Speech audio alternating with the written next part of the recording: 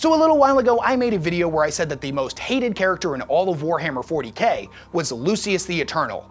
And boy, was I wrong. And y'all let me know in the comment section just how wrong I was, as there's a character that is far worse. Somebody that not a single member of the 40K community doesn't, at least on a fundamental level, absolutely despise. And that character's name is Erebus. It's honestly kind of amazing. What with how most controversial characters in this setting have at least some people willing to defend just about anything they do, always finding a reason to justify their actions. With Erebus, there's none of that. The general sentiment from the community is simply fuck this guy. But why is that? Why is this character so reviled? What exactly did he do? Before we get into it, I just wanted to say thank you to everyone who's picked up one of these Emperor's Children t-shirts. It's only been 10 days since they launched, and we've already moved 300 of them. I'm truly grateful, and I've loved seeing all of the pictures of y'all wearing them out in public. If you haven't picked one up yet, they're available at shop.weshammer.com, and there's going to be a link to that in the description of this video. So is Erebus' title of the most hated character in all of Warhammer 40k deserved, or is there something that we're all missing about this guy? Well, today we're going to figure all that out. But first, a quick shout out from this video's sponsor. Call of Dragons is a brand new fantasy MMO strategy game on PC, set in the realm of Tamaris, a land of elves, orcs, trents, giants, and of course dragons, all of which you can recruit into your forces to build a vast and powerful army and construct the fantasy city of your dreams. I know I'm personally getting tired of games where the only part of the strategy that matters is which number is the biggest, and that's why I super appreciate Call of Dragons' tactical terrain system that encourages you to take advantage of all of the terrain at your disposal. Call of Dragons allows for fine-grained real-time tactical decisions on the battlefield, giving you freedom to come up with the best strategies possible. Place your units where you see fit in order to set up some devastating ambushes, take out critical supply lines, or cut off your opponent's only means of escape. The game features realistic strategy warfare with endless tactical possibilities, and you're going to need to utilize those tactics as the game features some truly massive guild versus guild battles, featuring modes that can have up to 80 versus 80 players simultaneously. The game features a whole world to explore, including dangerous realms like the Dragon's Maw, Mount Dreadfang, or the Winter Heath. And if you think you got what it takes, then you can take on the most powerful creatures in all of Tamaris, the dragons. Individuals that are powerful enough to tame these things could conquer the realm as easily as swatting a fly. But they're not to be trifled with and are incredibly powerful, so you better go into those fights well prepared. Download and play Call of Dragons for free today by clicking on the link in the description of this video. Big thanks to Call of Dragons for sponsoring this video. In order to get a better understanding of who Erebus is as a character and why the community absolutely despises him, we need to take a look back at his early life to see where his story began. And the best account of this that we have comes from the short story Child of Chaos. Erebus is actually the narrator of this story, and it begins by telling us all about his early beginnings on Colchis, an arid desert planet that would eventually be known as the homeworld of the Wordbearers. If I'm being honest with you, Erebus was kind of a fucked up kid right from the beginning, and demonstrated some pretty dark tendencies. He would routinely capture and torture scorpions for fun, seeing how many of their legs he could pluck off while trying to avoid being stung. So right off the bat, we have serial killer behavior and a small child. A good start for making a horrible villain that everyone is going to hate. It's important to know that Erebus' name isn't actually Erebus at this point in his life. He tells us that what his original name was is unimportant, that there are some things that he keeps for himself, secrets even the gods don't know. This is going to be important pretty soon. When he talks about his ambitions, he says that even as a young boy, all he wanted was power, but very specifically, he didn't want to do anything to earn that power. My parents were exasperated with me. They wanted me to learn a trade, get ahead, find something useful to do. I didn't want any of that. I wanted to be rich without trying. I wanted to have slaves and concubines. I wanted to play my scorpion game with people. At one point, he considers becoming a man of the cloth. Not like the priests that you would think of in the more established cities, however. Oh no, he wants to be like the priests out in the provinces. They had kind of a devious reputation for being kind of the worst. They drank, gambled, and were incredibly violent, and they used that violence to gather up even more riches for themselves. They wielded power with an iron fist, and even if their sins were known by the general public, nobody would speak against them out of fear of what those powerful priests would do to them. You can understand the attraction. I could see myself in those robes, with a palace of my own, where a fountain would tinkle in the courtyard and a chamber full of young things would lounge around in silks and count my coins. So this is what he wanted, to be one of those greedy, thuggish priests, simply because they had power that they didn't earn and that appealed to him. The only problem was that they only really hired from within. Breaking into that organization was going to be incredibly difficult, so he started hanging outside of their temples, listening through the window to them giving their sermons and reciting scripture. The religion that the priests of Colchis practiced, routinely referred to as the Old Faith, was one that actually was centered around the worship of the Chaos Pantheon, Nurgle, Slaanesh, Tzeentch, and Khorne. Although the deities depicted in this religion used different names, and the people of the planet had no concept of the warp or chaos or anything like that, so they didn't really preach any of the more horrific aspects of the Pantheon that we as the audience have come to associate with in 40K. The narrator of this story, adult Erebus, admits to us as the reader that at the time he didn't really believe any of the scripture. He was just memorizing it in order to better his chances at gaining power. But that would change in the future. He did this for quite some time, until he noticed a young member of the clergy that was around his age, a boy with a shaved head who had tattooed his face with scripture. This kid had gained something of a reputation within the town and surrounding area for actually being incredibly devout and inspiring, an example of what a follower of the Old Faith should aspire to be. Even Erebus's mother, who Erebus referred to as, quote, a fat, lazy slattern, asked him why he couldn't be more like that young man. And he thought about it, and he realized that she may have had a point. He really should be more like him. So what did he do? He waited till dark and then snuck up on the young boy when he was alone and strangled him to death. In his account of the events, he said that he screamed his mother's words over and over while he watched the boy's eyes bulge and pop. He assumed his identity, shaving his head and tattooing his face in the exact same manner, even stealing the young boy's name, Erebus. That was the first time he had ever killed a human being, and he claims that he felt more alive in that moment than he had felt in his entire lifetime. His body was positively singing with enthusiasm. He realized, however, that he couldn't stay in this town where both of them were known, so he set out into the wastes, never looking back, the sun beating down on his shaved head and the tattooed words of a dead man. Ah, there you go. There is the irony. The marks on my flesh, the ones that mark me out as me, were never really mine. I wore them after that to ensure my stolen name and persona were never questioned. My stolen papers and my lies soon found me ensconced at another institution.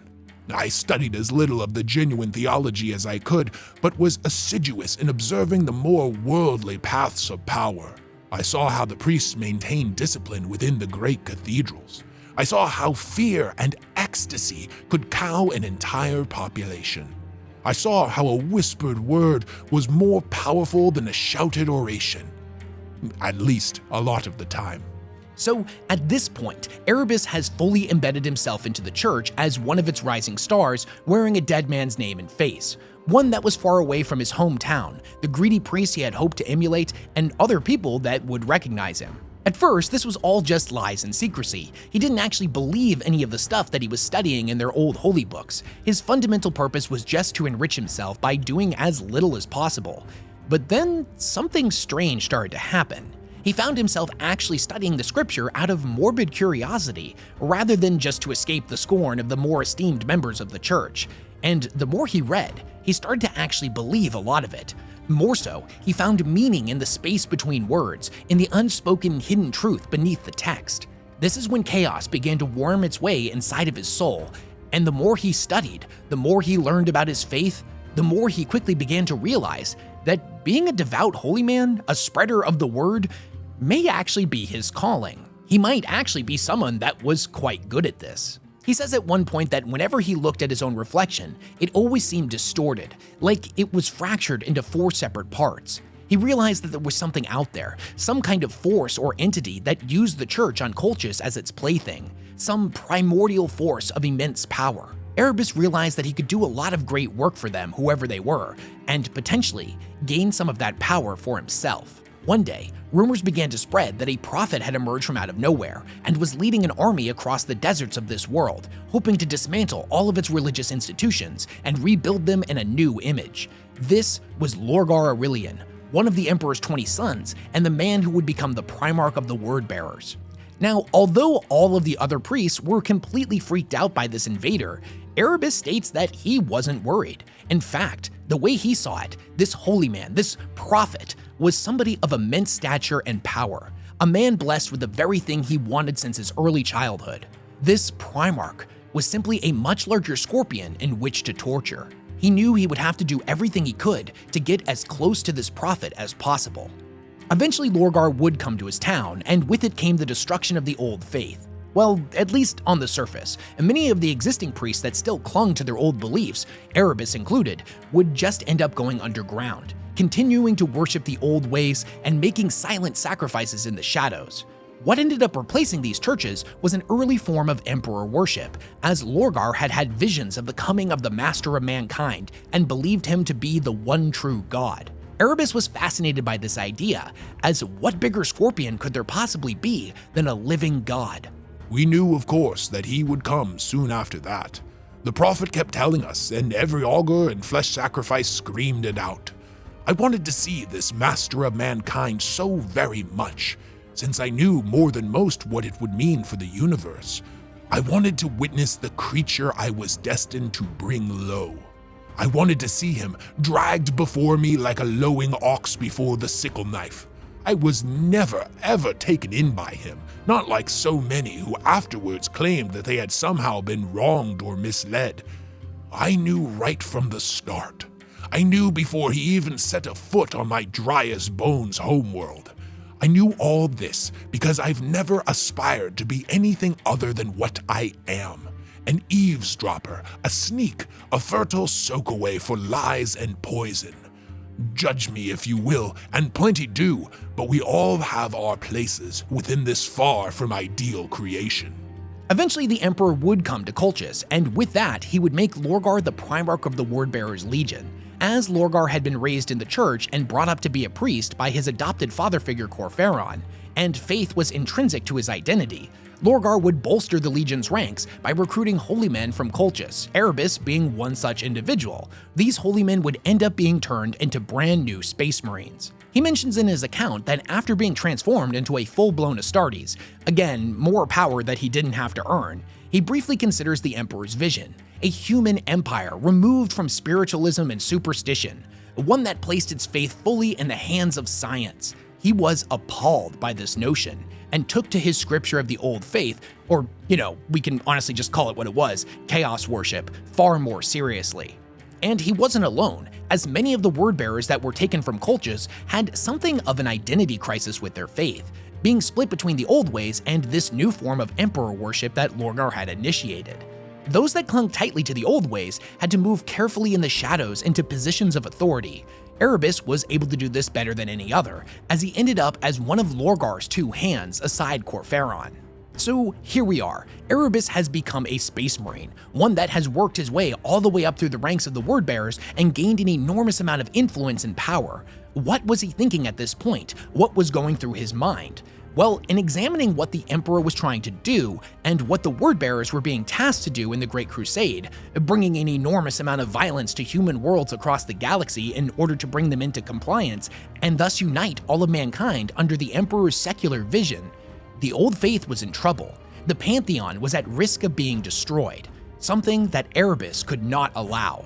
But simultaneously and conversely, all of the violence the Space Marines were inflicting, all of the misery, pain, and suffering that humanity was inflicting upon itself, was making the gods stronger, their influence more palpable. The great irony is the further along the Emperor's plans went, the more influence the Chaos Gods in turn had, and Erebus, as their ever-faithful servant, was ready to make his move.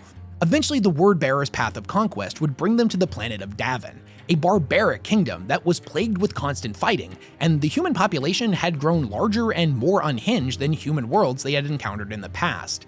Many of the Word-Bearers believed, however, that with the right conditioning, they would become perfect disciples of the God Emperor. But Erebus didn't agree. He could sense that there was something else going on here, as if the population of this world had been subjected to the will of something dark and ancient, something that had been slowly breaking them down for a long time. And additionally, aside from the obvious similarities between the deserts of Davin and Colchis, there was something else here, as if the veil between universes was thin, and the constant harmonic thrum of the energies upon this world were all too familiar to him. He would use the fighting as a distraction to journey out into the desert, guided by premonitions and visions. It was here he would find an ancient and dilapidated temple, one that was covered in mosaics of creatures and deities that bared remarkable similarities to the ones depicted in the old faith of Colchis. It was also here that he would meet an old man and a young girl named Akshub. The man told him that he was prophesied to meet him here and shows him around the temple. In one of the fresco depictions, Erebus sees a blade as long as a human spine that clearly was not made by human hands. Erebus asks the old man what it is, and the old man simply tells him that it's something that he's destined to find. He asks how he's supposed to go about doing that, and the man tells him that that's something that he has to figure out for himself. We as the audience, however, are well aware that this thing is the Anatheme, a corrupted demonic weapon that had the ability to kill the unkillable. And that's going to become very important very soon. Although Erebus isn't super specific in the details when he's recounting these events, this is where his plan would start to come together. All of the pieces were suddenly starting to line up. He told the old man to rebuild this temple, to bring it back to its former glory, to rekindle the embers of the old faith, and to not let it die. And he vows to return here one day with a mission of great importance. Okay, so there's a lot of moving pieces with Erebus's plan, and it's spread out over a lot of different novels, so I'm gonna do my best to summarize it really quickly. Over the next several decades, he would spread his manipulation and corruption to a lot of notable characters, and train under the young girl he met in the temple, who would eventually grow into a wise old woman steeped in the ways of the old faith. She would teach him the ability to warp jump, thus allowing him to quickly move back and forth across great distances. He would use this ability to make sure all of the parts of his plan were coming together exactly as intended, and more importantly, that he'd be able to make sure they happened without being noticed. The gist of his plan was this: rebuild the temple on the planet of Davin, steal the Anatheme from the Inurex, give it to the governor on Davin's moon, then initiate an incursion of Nurgle demons on said moon so the sons of Horus would end up being drawn in. There, the governor could mortally wound the War Master, and Erebus could convince his worried sons in their desperation to turn to ancient sorcery in order to save him by bringing him to the rebuilt temple, which at this point had become known as the Lodge of the Serpent. This is where he would infiltrate Horus's mind in his weakened state in order to corrupt him. And the plan actually worked. Once Horus was in the temple and the ritual had begun, Erebus astral projected himself into Horus's mind, where he showed him the terrifying future that awaited humanity. The actual future of Warhammer 40K 10,000 years later. Although these visions of the grimdark future were definitely real, he misled Horus on what they meant. He tells him that the Emperor had lied to them, that his goal was only to use humanity to obtain godhood, and once he got what he wanted, he was planning on abandoning them. Thinking that he had made up his own mind and definitely had not been manipulated by Erebus and Chaos, Horus agreed with his assessment and would end up turning traitor, kicking off the Horus heresy. So by all accounts, Erebus is the one who started the heresy, not the War Master. And trying to put just how tragic the Horus heresy was for humanity into a few sentences is an impossible task. Even 12,000 years later in the 42nd millennium, the species has yet to recover. The Imperium is built upon a rotting foundation and exists in a perpetual state of being 1 second to midnight. In some aspects, the blood of untold trillions is on Erebus's hands, but it's honestly kind of hard to quantify just how many horrible things can be linked back to Erebus, so here's a short list of all the other atrocious, unforgivable deeds that he directly committed during the 9 years of bloody civil war that was the heresy. He manipulated his Primarch Lorgar into rejecting the Emperor and the Imperium, pushing him to be the first traitor Primarch, manipulated the War Master into turning against the Emperor, who in turn kicked off the heresy, orchestrated and played a major role in the Drop Site Massacre and the purging of the remaining Loyalist forces within the legions that would turn traitor on Istvan III, along with Typhon of the Death Guard, pushed Luther down the path of heresy and treachery 40 years prior to the Horus heresy's start, eventually causing the Dark Angels Legion to become engulfed in civil war. He played a major role in successfully summoning the Ruin Storm, a massive warp storm that effectively split the Imperium in half during the heresy, and used the invasion of Calth and the billions of murders committed on its surface as fuel for the storm. And finally, his most unforgivable sin: he deceived and manipulated everyone's favorite possessed word-bearer, Argol Tal, eventually killing him by plunging an Anatheme blade in his back. And these are just the major highlights. This man did a ton of horrendously awful things throughout the Horus Heresy books on pretty much every page that he's included on, fairly cementing him as Warhammer's most hated character. And for all of this, I am hated. For being there at the outset, for laying the foundations that others would willingly build on. I think they wish to find something in this story that explains things, some moment of decision, some choice that could later be regretted or accounted for. But it's just as I said, none exists. I have always been on this road, never turning, never deviating.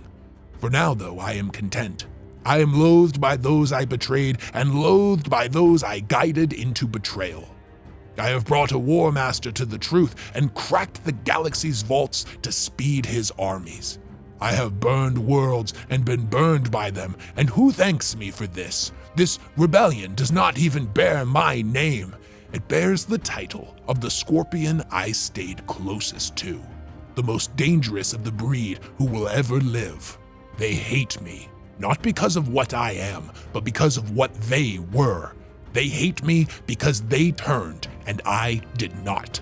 The records of our enemies call us all turncoats, but I changed no allegiance. I was there. I was always here, just as I am now, aware of myself and the universe that made me. I lied with every breath I ever took, except to myself.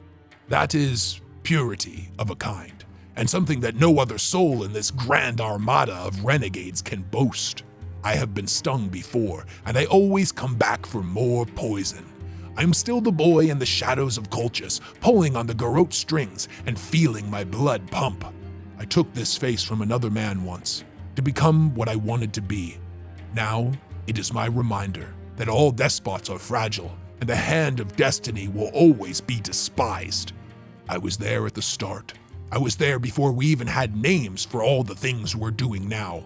I have no congregation anymore, but I will again. The faithful will come back, thirsty for accounts of how this feat was achieved, and I will have stories waiting for them. Such stories, stories that will make their ears bleed and their hearts burst. So it is not done yet, Erebus, not yet. Just watch. Just watch. So with all that said, it's no wonder why everybody hates this guy so much. He's an evil, manipulative piece of shit with no redeeming qualities. But, and this is probably the most important question that I hope to address in this video, is he a bad character? Is he a bad villain? Well, let's examine that.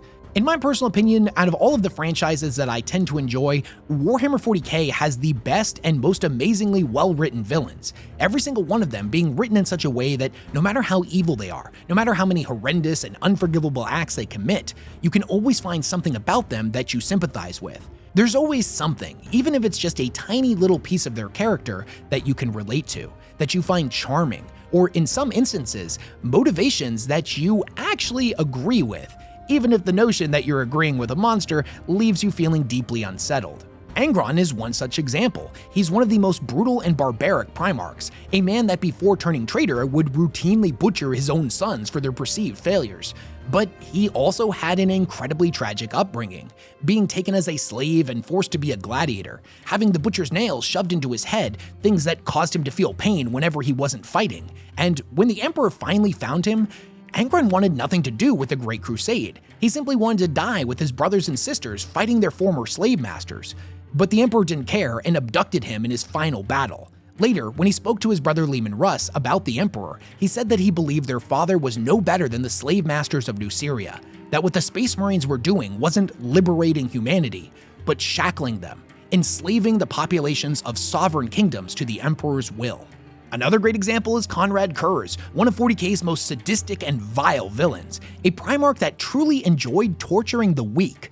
Now, all of his brothers rightfully viewed him as a monster, but he would remind us as the audience that him and his legion could take entire worlds by only killing a few people, skinning and torturing them and then broadcasting the grisly acts to the entire planet, causing the world to come into compliance with relatively little bloodshed and only a handful of deaths. Whereas his brothers would unleash all-out war, killing millions if not billions of people in orbital bombardments. He asks us, who is the real monster? Him, a man who is willing to commit necessary evil acts to avoid unnecessary bloodshed, or the ones we venerate as war heroes, champions of virtue that would bomb innocent worlds? Hanzo of the Iron Warriors is a psychopath, one that created the infamous demon Kalaba, but when we read stories about his beginnings, we have to see him struggle and build his way from the ground up, overcoming the moniker of half-breed and the disgust of his brothers for having Iron Warrior and Imperial Fist gene seed inside of him. There's Huron Blackheart, who is a ruthless pirate, a brutal warrior who would slaughter entire worlds to get what he wants, but his followers respect him and feel no fear when telling him bad news, because he stated multiple times that other Chaos Lords that tend to fly off the handle and attack their subordinates whenever they hear something that they don't like are foolish idiots. He wants his crew to be open and honest with him and feel no fear of repercussion for simply being the messenger of things going wrong, when him, as the captain of his fleet, absolutely needs to know those things. There's Fabius Bile, a mad scientist who routinely captures and experiments on hordes of slaves and creates all kind of genetic abominations, but he has this paternal love for all of his creations and does what he does out of a genuine love for humanity. He wants the species to survive, but he knows in order for them to do that, he'll have to find a way to accelerate their evolution. And Trazyn of the Necrons? I mean, come on, he's the best character in all of Warhammer 40K. He's an ancient robot Pokemon master that goes around the galaxy stealing things, people, and places to put in his museum, because he wants to preserve the history of all that ever was for future generations. So after all of that, we spin back around to Erebus, the only villain I can think of in the grand scheme of Warhammer 40K that completely breaks this mold of likable, or at the very least understandable villain. Erebus is not like other villains in Warhammer. There is nothing redeemable about him. He isn't charming or funny like Trazyn. He doesn't have a tragic past like Angron. He didn't have to overcome adversity and scorn like Hanzo. He doesn't chase an admirable goal through sadistic means like Fabius. And he doesn't have a conflicted, twisted philosophy like Kurz that at the very least makes us stop and think. But the question remains, is Erebus a bad character? No, I don't think so. Some villains are meant to be likable, some villains are meant to be relatable, some are tragic, misunderstood, some make us feel conflicted, hell, some villains may find the audience actually rooting for them.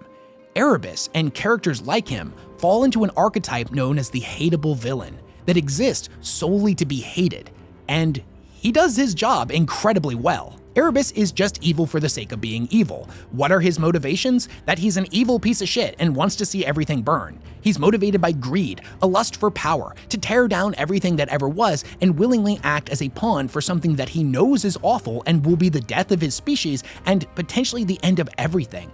His personality is an amalgamation of every despicable character trait that exists. He's a narcissist who claims to be the hand of destiny itself, the instrument of chaos that will be the end of all things. As horrible as that role is, in his mind, it's the singular most important one that exists, and he wants to do it, no matter how much bloodshed is required. There's a channel here on YouTube called writer Brandon McNulty, and Brandon has a great video that I'm going to throw the link to in the description called How to Create Hateable Villains. The major takeaway of this video is that there are a lot of different types of villains when it comes to writing, but audiences love a villain that they don't have to feel any remorse or guilt in hating. Sometimes audiences just don't want to feel conflicted about good and evil. They want a clear villain to hate. Villains like this work particularly well in fictional universes that are full of characters, plots, and systems that are morally gray, ones in which the line between good and evil are constantly being blurred. McNulty uses Game of Thrones as an example of this in his video, and the character of Joffrey as a great hateable villain. If you've never seen Game of Thrones, it's absolutely chock full of moral gray areas, and having somebody as awful as Joffrey, a spoiled, entitled brat who didn't earn his power and uses it to do some truly sadistic things, acts to the audience as a clear indicator of what true evil looks like in a complex, morally gray society like the one depicted in Game of Thrones. This is the role that Erebus plays, the villain that you don't have to feel conflicted about hating, a moral indicator of true evil in the famously morally gray grimdark future of Warhammer. What I'm saying is Erebus is the Joffrey of 40K. To further illustrate this point, Brandon gives us 5 tips to make a truly hateable villain, and Erebus fits into each and every one of these with flying colors. First and foremost, every truly hateable villain has to have their kick the dog moment, where they kill, maim, or manipulate a character that the audience has grown to love. With Joffrey, this is when he kills Ned Stark, and with Erebus, this is where he kills Argyle Tall, everybody's favorite possessed wordbearer. Even loyalist fanboys who absolutely hate the wordbearers have to admit that they kinda secretly loved Argyle Tall. Additionally, you have to give the hateable villain unforgivable behavior. You have to dial up their smugness, have them break promises, stab people in the back, and do unthinkably evil things, something that Erebus does on pretty much every page. You can't have them be charismatic or funny, or you risk the audience finding something to like in them. Instead, you have to make the hateable villain disgusting, menacing, or corrupt. There's nothing likable or admirable about Erebus. He is a lying snake who never faces his foe head-on, relying on backstabbing and manipulation. He is a liar, a manipulator, and a coward, the opposite of what a Space Marine is supposed to be. Brandon's fourth tip is to give the hateable villain power that they didn't earn, and as we went over quite thoroughly in the earlier part of this video, this fits Erebus to a T. He wanted to be a priest only so he could use that power to live a life of luxury without having to do anything. He killed an innocent young man and took his face and name in order to use his reputation to get what he wanted, rather than building that reputation on his own. This put him in a position within the church that allowed him to become an Astartes, turning him into a 7-foot-tall, jacked, semi-immortal giant without, again, him having to earn any of that strength. And then he willingly allowed himself to be a puppet of chaos in order to just have a bunch of blessings bestowed upon him. He never earned a shred of anything that he has, he just wormed his way into it. Brandon's final tip, and it's the most important one in order to make a hateable character work, you need to have them finally get what's coming to them. They need to have their moment of comeuppance.